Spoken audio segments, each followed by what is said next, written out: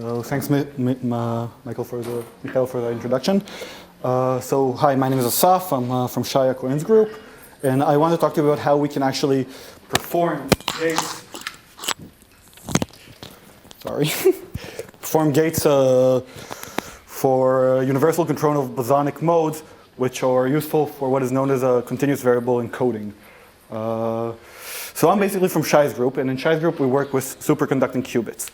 So this field, also known as circuit QED, is actually very similar to the field of cavity QED. The main difference is while in cavity QED people use atoms inside optical cavities, we use artificial atoms, typically those known as transmons, which we couple to microwave cavities. Now the electromagnetic mode of the cavity, which is described by the harmonic oscillator, and the two-level system described by the transmon can be described by the James-Cummings Hamiltonian, where we have the model itself and, of course, an interaction picture. Now, an interaction term. Now, under the proper assumptions, the James-Cummings Hamiltonian can be approximated by the dispersive Hamiltonian, where instead of the off-diagonal interaction terms, we now get that the interaction between the two-level system and the harmonic oscillator is given by a diagonal interaction term. So we can actually think of it as though the frequency of the harmonic oscillator depends on the state of the superconducting qubit. That is how we actually perform our measurements. So if we look at perform a spectroscopy of the frequency of the cavity, we will get that the reflected phase for excited state of the qubit would be this red line, while for the ground state it will be this blue line. So by measuring in the middle between them, we can perform a quantum non-demolition measurement and obtain a single-shot fidelity of over 99% to measure the state of the superconducting qubit. So this is basically the idea behind CQED. But in recent years, there's been a bit of a shift. So today, instead of thinking about how to encode the information within the two-level system, we want to turn to looking at how we can encode the information in the harmonic oscillator, where we use the two-level system as an ancilla. So this is known as bosonic codes, or continuous variable encoding. And it basically relies on the fact that the harmonic oscillator has an infinite Hilbert space, which is very useful. So one of the main advantages you can think of is the fact that infinite Hilbert space means that you can have an encoding which already has built-in redundancy. Where, of course, the most famous and sought-after code is the one that's presented by Giffen, which is GKP states. Okay? This means that we can perform quantum error correction inside a single physical element, greatly reducing the hardware over the need for large hardware. So one of the most simplest examples of continuous encoding is, or how to encode an information in a qubit inside an infinite Hilbert space, is what is known as a cat code. So the most simplest cat code is the one where you encode the logical 0 within the coherent state beta, and your logical 1 will be the same amplitude beta, just with the minus phase. And so we get that the superposition, the plus state of this encoding, is actually what's known as the optical cat state. That's where the name comes from. So here we see the Bloch sphere of this encoding, where these are Wigner functions of each of the cardinal points. So it's nice that we know that we can encode information within the harmonic oscillator, but how do we effectively perform this encoding? So basically, the operations we can perform can be defined as a toolkit, which allows us for universal control. Now, by universal control, I mean that I can perform actually any unitary I desire on the combined Hilbert space of both the harmonic oscillator and on the superconducting qubit.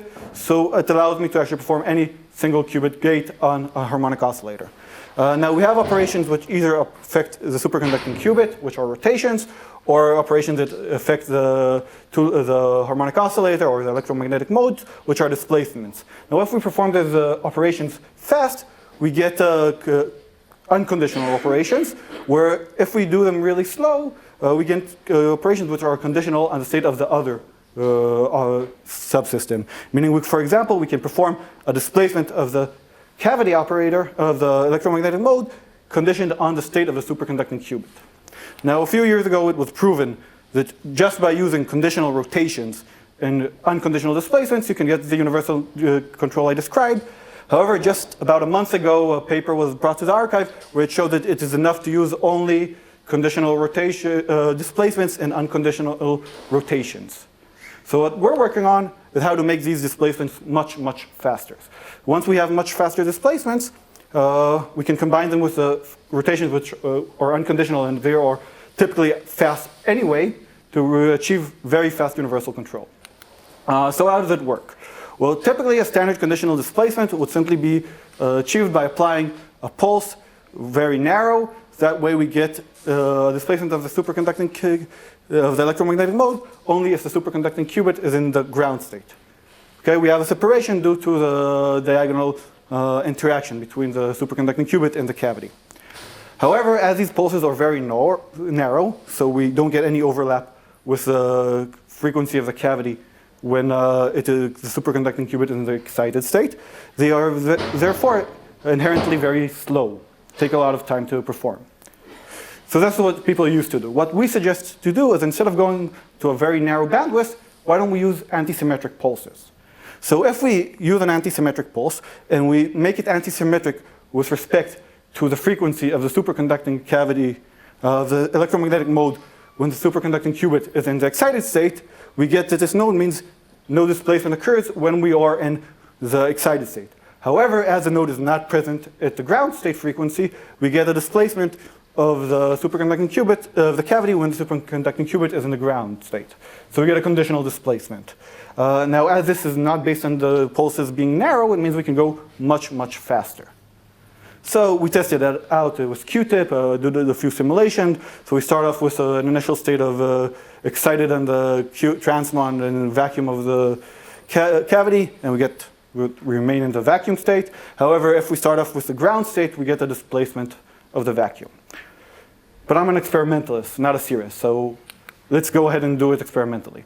So in order to quantify the amount of displacements we achieve, we use a rather standard technique where we perform a displacement, wait an amount of time after the displacement. So we start off with a displaced vacuum, which starts to decay to the ground state, to the vacuum state. Now, it will decay more as the more we wait. Now, eventually, we perform a conditional rotation of the superconducting qubit, which maps the population of the vacuum state onto the excited state of the qubit.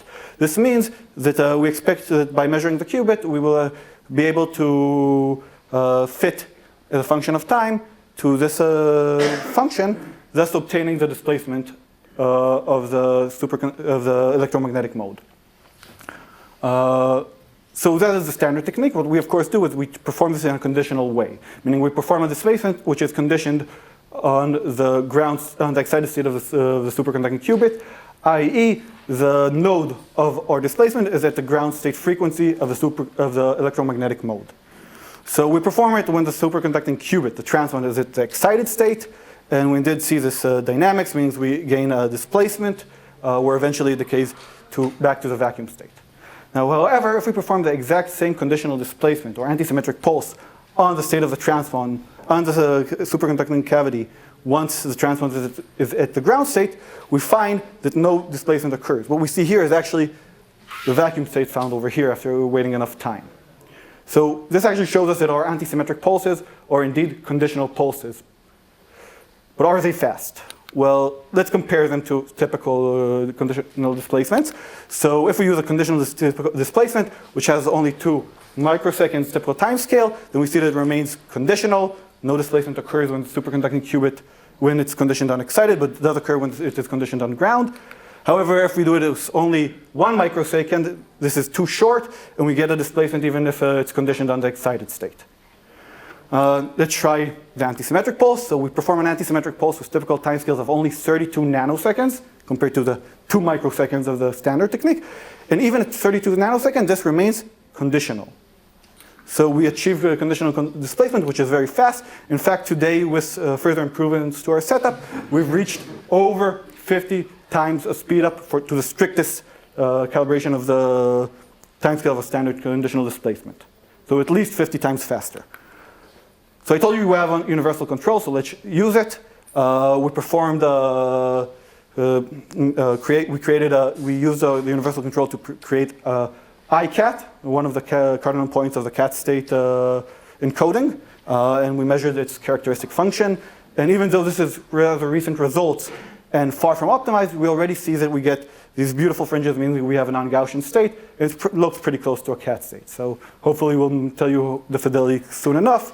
But let us not stop there. I should also mention this is, as far as I know, the fastest cat ever created. Let's go further. So in fact, our experimental setup is encoded within what's known as a quantum flute. It is a multi-mode high-Q cavity setup. So we have multiple modes. So let's do multi-mode, multi-qubit operations. And instead of making just one cat, let's make an entangled cat. So we've already performed the entangled cat. What you see missing in my scheme over here is a measurement. We're now working on how to measure and show that the cat is indeed entangled. But the results so far seem promising. So thank you for listening.